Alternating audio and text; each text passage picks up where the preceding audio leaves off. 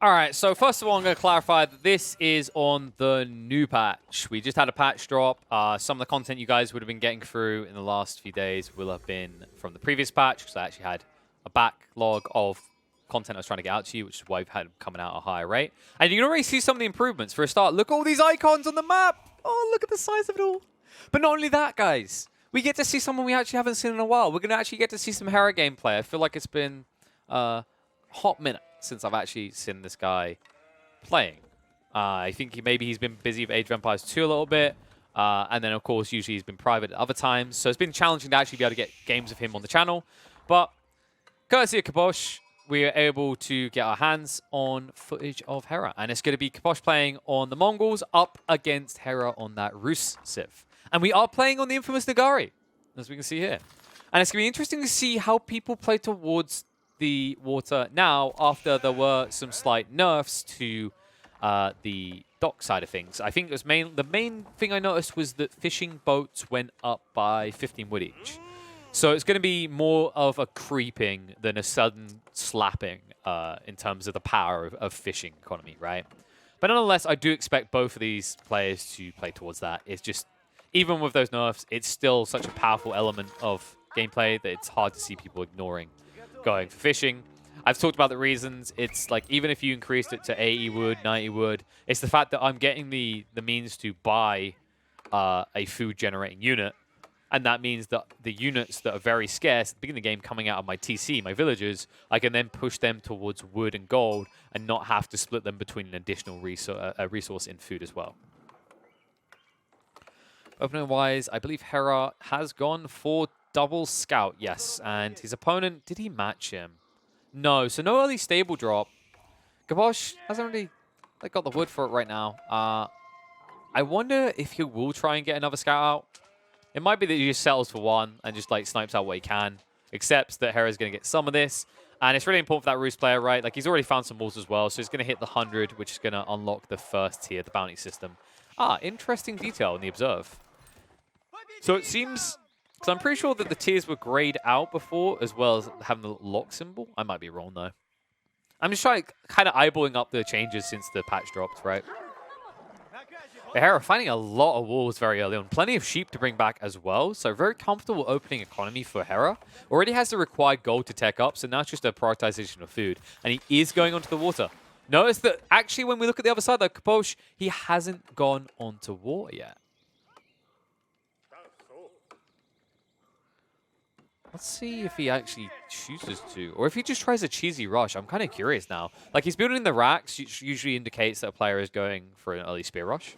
It could be that instead of sacrificing wood to produce fishing boats, his intent is to save that wood up so he can produce battering rams. I am sensing that that's the direction we're heading in here. When you don't see someone building a dock first in this situation, it's almost like the writing's on the wall, right?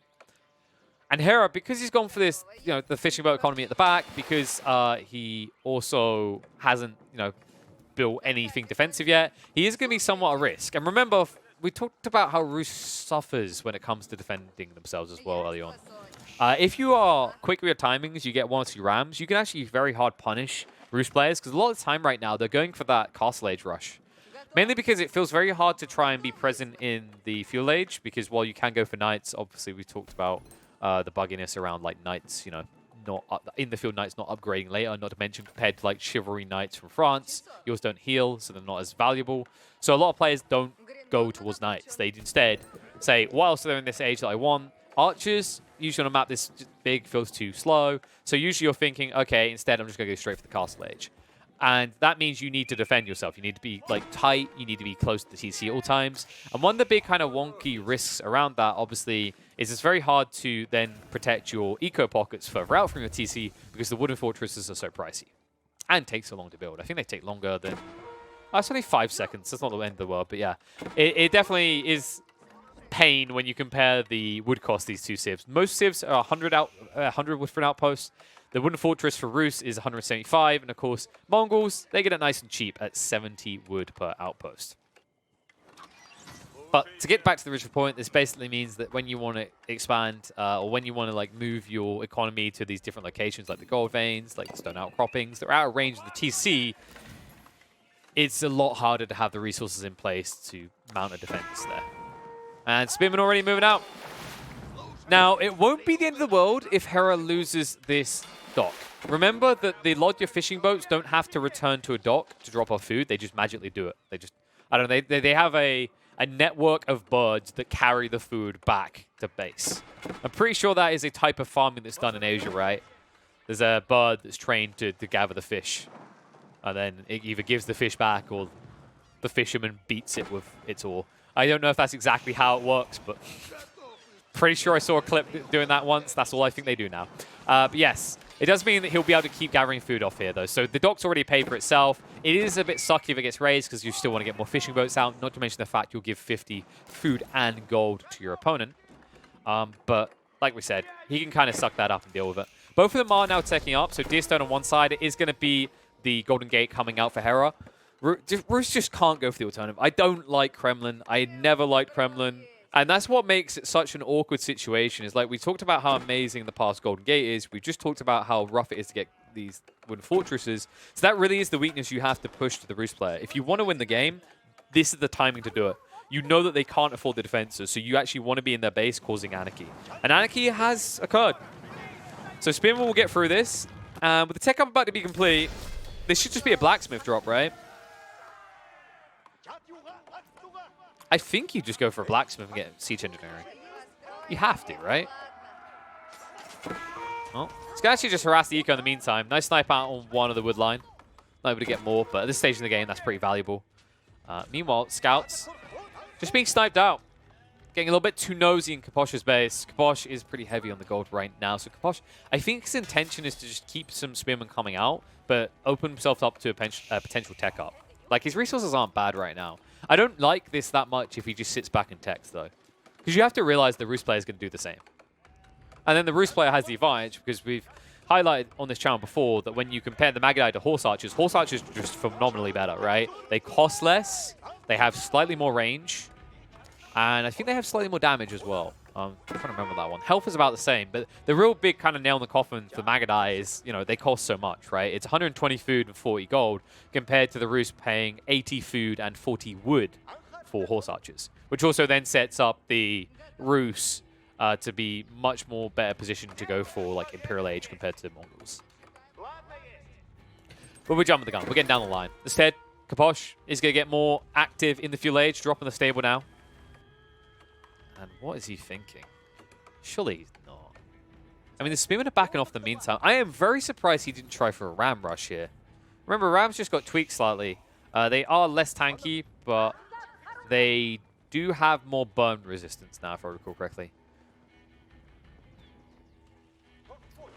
But instead, opts to the stable and straight into the Horseman. So he's going to try and pressure early on. It's going to be hard, though. Like, there is actually this funnel point. I think this is accessible for Kaposh, and that can make the difference. That means he can reach more of these eco pockets. These eco pockets, to remember, they're not protected. They're not going to be protected. Because Hera, he's going for the eco boom. You can see it right now. Like, he's holding on to the required amount of food. He's almost got the required amount of gold. Yes, he's built a blacksmith.